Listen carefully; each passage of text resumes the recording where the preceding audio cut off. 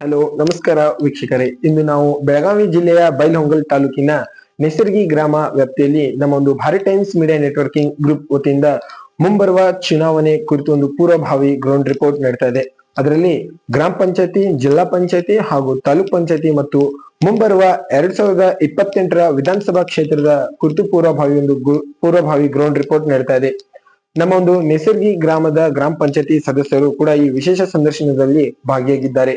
ಇವರು ಒಂದು ರಾಜಕಾರಣದ ಜೀವನ ಅನುಭವ ಮತ್ತು ಇವರು ಈ ಅಧಿಕಾರ ಅವಧಿಗೆ ಬರುವ ಮುಂಚೆ ಯಾವ ರೀತಿ ಡೆವಲಪ್ಮೆಂಟ್ಗಳು ಆಗಿರ್ಲಿಲ್ಲ, ಅದಾದ ನಂತರ ಇವರು ಅಧಿಕಾರ ಅವಧಿಗೆ ಬಂದ ಮೇಲೆ ಯಾವ ರೀತಿ ಡೆವಲಪ್ಮೆಂಟ್ ಗಳನ್ನ ಮಾಡಿದ್ದಾರೆ ಮತ್ತು ಶಿಕ್ಷಣ ಆರೋಗ್ಯಕ್ಕೆ ಯಾವ ರೀತಿ ಬೆಂಬಲ ಕೊಟ್ಟು ಮಹತ್ವವನ್ನು ಕೊಟ್ಟಿದ್ದಾರೆ ಮತ್ತು ಇವರ ಅಧಿಕಾರ ಅವಧಿ ಕಾಲದಲ್ಲಿ ಇವರು ಯಾವ ರೀತಿ ಇವರ ಒಂದು ಪಾತ್ರ ವಹಿಸಿದ್ದಾರೆ ಎಂಬುದನ್ನ ಇವರಿಂದನೇ ಕೇಳಿ ತಿಳಿಯೋಣ. ಬನ್ನಿ ವೀಕ್ಷಕರೇ. ಸರ್ ನಮಸ್ಕಾರ.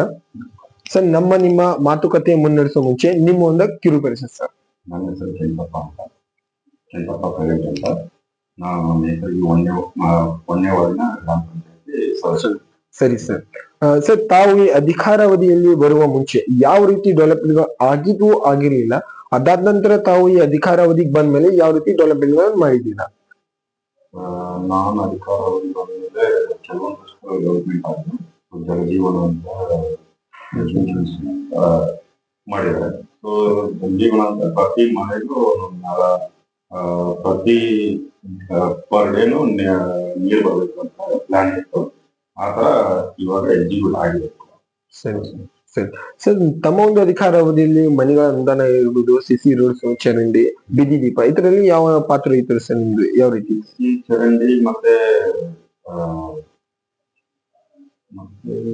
ಬೀದಿ ದೀಪ ಇವು ಆಲ್ಮೋಸ್ಟ್ ಆಲ್ ಇವಾಗ ಆಲ್ರೆಡಿ ಇದೆ.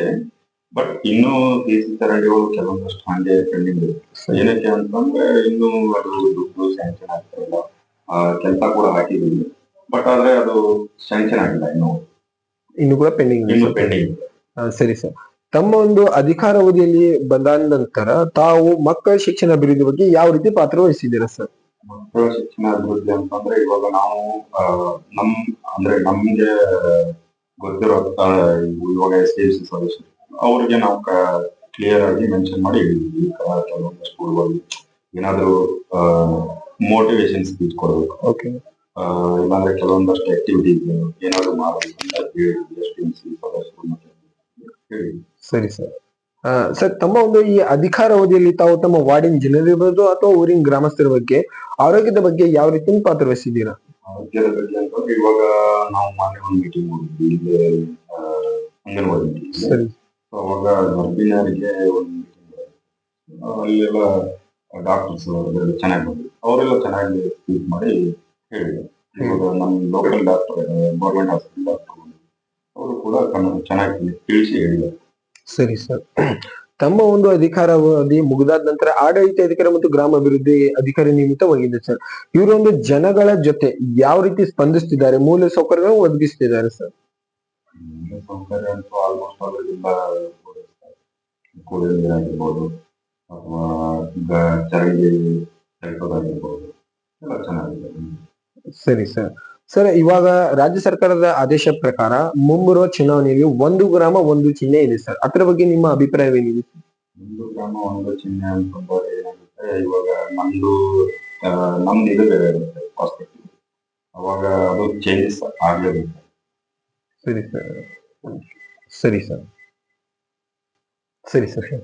ಇವಾಗ ಏನಾಗುತ್ತೆ, ಬಿಜೆಪಿ ಕಾಂಗ್ರೆಸ್ ಅಂತ ಅಂದ್ರೆ ಅದು ಚೇಂಜಸ್ ಆಗುತ್ತೆ. ಇವಾಗ ಬಿಜೆಪಿ ಮಾತ್ರ ಓಟಾಡ್ತಾರೆ, ಕಾಂಗ್ರೆಸ್ ಅವ್ರು ಮಾತ್ರ ಓಟಾಡ್ತಾರೆ. ಯಾಕಂದ್ರೆ ಇವಾಗ ಗ್ರಾಮ ಪಂಚಾಯತಿ ಇದರಲ್ಲಿ ನಮ್ದೇ ಆದಂತ ಒಂದು ಬೇರೆ ಬೇರೆ ಚಿಹ್ನೆ ಇದ್ರೆ ಬೆಟರ್ ಆಗ್ಬೋದು ಅಂತ ನಮ್ಮ ಅನಿಸಿಕೆ. ಇವಾಗ ಜನರ ಮನಸ್ಸಲ್ಲಿ ಏನಿರುತ್ತೆ, ನಾನ್ ಬಿಜೆಪಿ, ನಾನ್ ಕಾಂಗ್ರೆಸ್ ಅಂತ ಇರುತ್ತೆ. ಬಟ್ ಗ್ರಾಮ ಪಂಚಾಯತಿ ಚುನಾವಣೆಯಲ್ಲಿ ಕಾಂಗ್ರೆಸ್ ಬಿಜೆಪಿ ಯಾವುದೇ ಇರುತ್ತೆ, ಲೋಕಲ್ ಕ್ಯಾಂಡಿಡೇಟ್ ಸ್ಟ್ರಾಂಗ್ ಆಗಿರ್ಬೇಕು ಅನ್ನೋದು ಮಾತ್ರ ಮೈಸೂರು. ಯಾಕಂದ್ರೆ ಕೆಲಸ ಆಗ್ಬೇಕು. ಇವಾಗ ನಮ್ಮ ವಾರ್ಡಿನಲ್ಲಿ ಕೆಲಸ ಆಗ್ಬೇಕಂತಂದ್ರೆ ಲೋಕಲ್ ಕ್ಯಾಂಡಿಡೇಟ್ ಕರೆಕ್ಟ್ ಆಗಿರ್ಬೇಕು ಅಂತ ಸೊ ಅದಕ್ಕೋಸ್ಕರ ಒಂದು ಕ್ಯಾಂಡಿಡೇಟ್ ನ ಎಬಿಲಿಟಿ ಅಂದ್ರೆ ಅವ್ನ ಎಬಿಲಿಟಿ ಯಾವ ತರ ಇರುತ್ತೆ ಚೆಕ್ ಮಾಡಿಕೊಂಡು ಅವ್ನ ಹಾಕ್ಬೇಕು ಅಷ್ಟೇ. ಇಲ್ಲಾಂದ್ರೆ ಅವನ ಜೊತೆ ಇವಾಗ ಬಿಜೆಪಿ ಕಾಂಗ್ರೆಸ್ ಅಂತಂದ್ರೆ ಓಟು ಆ ಕಡೆ ಈ ಕಡೆ ಓಡಾಡುತ್ತೆ, ಮನಸ್ಸು ಕೂಡ ಓಡಾಡುತ್ತೆ. ಸರಿ ಸರ್. ಸರಿ ಸರ್. ಸರ್ ತಮ್ಮ ಒಂದು ಈ ಅಧಿಕಾರ ಅವಧಿಯಲ್ಲಿ ಬಿಜೆಪಿ ಸರ್ಕಾರ ಕೂಡ ಅಧಿಕಾರದಲ್ಲಿತ್ತು 2.5 ವರ್ಷ. ಅದಾದ ನಂತರ ಕಾಂಗ್ರೆಸ್ ಸರ್ಕಾರ ಕೂಡ ಅಧಿಕಾರದಲ್ಲಿತ್ತು. ಸೊ ಬಿಜೆಪಿ ಸರ್ಕಾರ ಅಧಿಕಾರದಲ್ಲಿದ್ದಾಗ ಯಾವ ರೀತಿ ಡೆವಲಪ್ಮೆಂಟ್ ಗಳು ಆಗ್ತಿದ್ವು, ಅದಾದ ನಂತರ ಕಾಂಗ್ರೆಸ್ ಸರ್ಕಾರ ಬಂದ ಮೇಲೆ ಯಾವ ರೀತಿ ಡೆವಲಪ್ಮೆಂಟ್ ಗಳು ಆಗ್ತಿದ್ವು ಸರ್? ಇವಾಗ ಬಿಜೆಪಿ ಬಿಜೆಪಿ ಅಧಿಕಾರ ಆಡಳಿತ ಅಧಿಕಾರ ಇದ್ದಾಗ ಕೆಲವೊಂದಷ್ಟು ಏನು ಡೆವಲಪ್ಮೆಂಟ್ಸ್ ಚೆನ್ನಾಗಿತ್ತು. ಸೊ ಇವಾಗ ಪಂಚಾಯತಿ ವ್ಯಾಪ್ತಿಯಲ್ಲಿ ಏನಾದ್ರು ಅಮೌಂಟ್ ಸ್ಯಾಂಕ್ಷನ್ ಆಗೋದಾದ್ರೆ ಇಮಿಡಿಯೇಟ್ಲಿ ಸ್ಯಾಂಕ್ಷನ್ ಆಗ್ತಿತ್ತು. ಬಟ್ ಇವಾಗ ಕಾಂಗ್ರೆಸ್ ಸರ್ಕಾರ ಬಂದ್ಮೇಲೆ ಕೆಲವೊಂದಷ್ಟು ಗ್ಯಾರಂಟಿ ಕೊಟ್ಟಿದಾರಲ್ಲ, ಅದಕ್ಕೋಸ್ಕರ ಅದು ದುಡ್ಡು ಇನ್ನೂ ಆ ಕಡೆ ಈ ಕಡೆ ಬರ್ತಾ ಇಲ್ಲ ಅಷ್ಟೇ. ಅದೇ ಹೇಳ್ಬೋದು. ಸರಿ ಸರ್. ಇವಾಗ ಮುಂಬರುವ ಚುನಾವಣೆಯಲ್ಲಿ ಜನಗಳ ಮಧ್ಯೆ ಕೂಡ ತಮ್ಮ ಹೆಸರಿದೆ. ಮುಂಬರುವ ಚುನಾವಣೆಯಲ್ಲಿ ಜನಗಳ ಒಂದು ಅಭಿಪ್ರಾಯ ಕೂಡ ಇದೆ. ಏನಂತಂದ್ರೆ ಮುಂಬರುವ ಚುನಾವಣೆಯಲ್ಲಿ ತಮಗೆ ಅವಕಾಶ ಕೊಟ್ಟು ತಮ್ಮನ್ನು ಮತ್ತೆ ಆರಿಸಿ ತಂದು ಈ ಚುನಾವಣೆಗೆ ಭಾಗಿಯಾಗಬೇಕಂತ ಅವರ ಅಭಿಪ್ರಾಯ ಇದೆ. ಸರ್ ತಮ್ಮ ಅಭಿಪ್ರಾಯ ಏನಿದೆ? ತಾವು ಭಾಗಿಯಾಗ್ತೀರಾ ಅಥವಾ ಬೇರೆಯವರಿಗೆ ಅವಕಾಶ ಮಾಡಿಕೊಡ್ತಿದ್ದೀರಾ?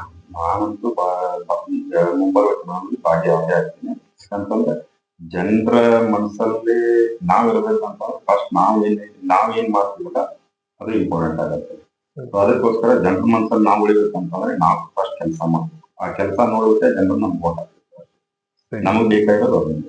ಸರಿ ಸರ್. ಸರ್ ಈ ರಾಜಕಾರಣದಲ್ಲಿ ತಾವು ಎಲ್ಲಿಂದ ಮತ್ತು ಹೇಗೆ ಯಾರ ಮುಖಾಂತರ ಪ್ರವೇಶವಾದ್ರಿ? ರಾಜಕಾರಣದಲ್ಲಿ ನಾವು ಪ್ರವೇಶ ಆಗ್ಬೇಕಂತಂದ್ರೆ ಕೆಲವೊಂದಷ್ಟು ಮೈಂಡ್ ಸೆಟ್ ಅಲ್ಲಿ ಓಡ್ತಾ ಇತ್ತು ನಮ್ಗೆ. ಏನಂತಂದ್ರೆ ಇವಾಗ ನಮ್ದೇ ಗ್ರಾಮದಲ್ಲಿ ನಮ್ಗಿಂತ ಮುಂಚೆನೂ ಕೆಲವೊಂದು ಮೆಂಬರ್ಸ್ ಸರಿ ಮುಂಚೆ ನಮ್ ತಂದೆಯವರು ಕಾಂಗ್ರೆಸ್ ಕಟ್ಟ ಇಂದಿರಾ ಗಾಂಧಿ ಇದರಿಂದ. ಸೊ ಅವಾಗಿಂದ ಅದಾದ್ಮೇಲೆ ನಮ್ಮ 17 ಆದ್ಮೇಲೆ ನಮ್ ದೊಡ್ಡಪ್ಪನ ಮಗ ಇವಾಗ ಜಡ್ಪಿ ಇದ್ರು ಇಲ್ಲಿ ಮಾಡ್ತೀವಿ. ಜಡ್ಪಿ ಇದ್ರು. ಅದಾದ್ಮೇಲೆ ಇವಾಗ ಕಾಂಗ್ರೆಸ್ ಘಟಕದ ಅಧ್ಯಕ್ಷರಾಗಿದ್ದಾರೆ ಇಲ್ಲಿ ಬೈಲಹೊಂಗಲ. ಅವರ ಮುಖಾಂತರ ತಾವು ಈ ರಾಜಕಾರಣದಲ್ಲಿ ಪ್ರವೇಶ. ಸರಿ ಸರ್. ಸರ್ ತಾವು ಈ ರಾಜಕಾರಣದಲ್ಲಿ ಬರ್ಲಿಕ್ಕೆ ಕಾರಣ ಸರ್? ಬರ್ಲಿಕ್ಕೆ ಕಾರಣ ಅಂತಂದ್ರೆ ಕೆಲವೊಂದಷ್ಟು ಗ್ರಾಮದಲ್ಲಿ ಏನು ಕೆಲಸನೇ ಆಗ್ತದೆ. ನಮ್ಗೂ ನೋಡಿ ಬೇಜಾರಾಗಿ ನಾವು ಎಲೆಕ್ಷನ್ಗೆ ಬಂದಿದ್ವಿ. ರಾಜಕಾರಣಕ್ಕೆ ಬರ್ಬೇಕಂತ ಏನಿರಲಿಲ್ಲ. ಬಂದಿದ್ದ ಒಂದು ಒಳ್ಳೆ ಉದ್ದೇಶ ಏನಕ್ಕೆ ಅಂದ್ರೆ ಕೆಲಸ ಮಾಡ್ಬೇಕು. ಯಾಕಂದ್ರೆ ಯಾರು ಕೆಲಸ ಮಾಡಲ್ಲ. ನಾವಾದ್ರೂ ಮಾಡಿ ತೋರಿಸ್ಬೇಕು. ಗ್ರಾಮ ಪಂಚಾಯತಿನಲ್ಲಿ ಏನಿದೆ ಏನೇನಿಲ್ಲ ಅಂತ ಜನರಿಗೆ ಮುಟ್ಟೋದು ಹೇಳ್ಬೇಕಂತ ನಮ್ ಇದಕ್ಕೆ ನಾವು ಬಂದಿದ್ದೀವಿ. ಸರಿ ಸರ್. ಸರ್ ಇವಾಗ ನಿಮ್ಮನ್ನ ಆರಿಸಿ ತಂದಂತ ನಿಮ್ಮ ಜನಪ್ರೇಮಿಗಳಿಗೆ ನಿಮ್ಮ ಒಂದು ಹೃದಯದ ಮಾತು ಹೇಳಿಕೆ ಏನ್ ಇಷ್ಟಪಡ್ತೀರಾ? ನೋಡಿ, ನಾವು ಅವ್ರಿಗೆ ಹೇಳೋದು ಒಂದೇ ನಾವು ಕೆಲಸ ಮಾಡ್ತೀವಿ. ನೀವು ಇನ್ನೊಂದ್ಸಲ ಅಂದ್ರೆ ನಿಮ್ಗೆ ಕೆಲಸ ಬೇಕು ಅಂತಂದ್ರೆ ನಮ್ನ ಆರಿಸ್ಕೊಂಡು, ನಿಮ್ ಕೆಲಸ ಬೇಡ ಅಂದ್ರೆ ನೀವು ಆರಿಸ್ತಾರದೇ ಸರಿ. ನಾನು ಯಾಕಂತಂದ್ರೆ ಕೆಲವೊಂದಷ್ಟು ನಾವು ಕೇಳ್ಕೊಳ್ಳೋಲ್ಲ, ನಾವಾಗಿ ಬರ್ಬೇಕು. ಅವ್ರಿಗೆ ಬೇಕಾಗಿರ್ಬೇಕು, ನಾವು ಅದನ್ನ ಕೊಡಬೇಕು ಅಷ್ಟೇ. ಸರಿ ಸರ್. ಸರ್ ಇವಾಗ ನಿಮ್ಮ ಪಕ್ಷದ ಹೈಕಮಾಂಡ್ಗೆ ನಿಮ್ಮ ಒಂದು ಕಿವಿಮಾತು ಹೇಳಿಕೆ ಏನ್ ಇಷ್ಟಪಡ್ತೀರಾ? ಚೆನ್ನಾಗಂತೂ ಕೆಲಸ ಮಾಡ್ತಾ ಇದಾರೆ. ಇವಾಗ ಅವ್ರಿಗೆ ಹೇಳೋಷ್ಟು ದೊಡ್ಡವರಲ್ಲ ನಾವು. ನಮ್ದು ಇವಾಗ ಅವ್ರು ನೋಡೇ ನಾವು ಬೆಳೆಯೋದು. ಇನ್ ಮುಂದೆ ಹೋಗೋ ಅಂದ್ರೆ ಮುಂದೆ ಬರೋ ದಿನಗಳಲ್ಲಿ ಏನಾದ್ರು ಚೇಂಜಸ್ ಮಾಡಿದ್ರೆ ಒಳ್ಳೇದು. ಸರಿ ಸರ್. ಸರಿ ಸರ್. ಇವಾಗ ನಮ್ಮ ಅಧ್ಯಕ್ಷ ರಾಹುಲ್ ಗಾಂಧಿ ಮತ್ತೆ ನಮ್ಮ CM next DK Shivakumar, next ನಮ್ಮ ಭಾಗದ ಬಾಬಾ ಸಾಹೇಬ್. ಇದು ಏನಾಗುತ್ತೆ, ಅವರು ಏನಾದ್ರು ಗ್ರಾಮ ಪಂಚಾಯತ್ ಕೊಟ್ರೆ ನಮಗೂ ಅನುಕೂಲ ಆಗುತ್ತೆ. ಇವಾಗ ಯಾವುದೋ ಒಂದು ಅನುದಾನ ಬಿಡುಗಡೆ ಮಾಡಿದ್ರು ಕೂಡ ಇವಾಗ ನಾನು ಕಟ್ಟ ಕಾಂಗ್ರೆಸ್ ಅನ್ನೋ ತುಂಬಾನೇ ಹೇಳ್ತಾರೆ. ಯಾಕಂತಂದ್ರೆ ಇವಾಗ ನಮ್ದೇ ಅಧಿಕಾರ ಇದೆ. ಅದಕ್ಕೋಸ್ಕರ ಅವರು ಏನಾದ್ರು ನಮ್ಗೆ ಏನಾದ್ರು ಮಾಡಿದ್ರೆ ಮುಂಬರುವ ದಿನಗಳಲ್ಲಿ ನಾವು ಇನ್ನೂ ಕೂಡ ಅಭಿವೃದ್ಧಿ ಡೆವಲಪ್ಮೆಂಟ್ ಮಾಡೋದ್ರಿಂದ ಏನಾಗುತ್ತೆ, ನಮ್ಮ ಪಕ್ಷನೂ ಬೆಳೆಯುತ್ತೆ, ನಾವು. ಸರಿ ಸರ್. ಇಲ್ಲಿವರೆಗೂ ಕೂಡ ನಮ್ಮ ಭಾರತ್ ಟೈಮ್ಸ್ ಮೀಡಿಯಾ ನೆಟ್ವರ್ಕಿಂಗ್ ಗ್ರೂಪ್ಗೆ ನಿಮ್ಮ ಸಮಯ ನೀಡಿದ್ದಕ್ಕೆ ತುಂಬಾ ಹೃದಯದ ಧನ್ಯವಾದಗಳು ಸರ್.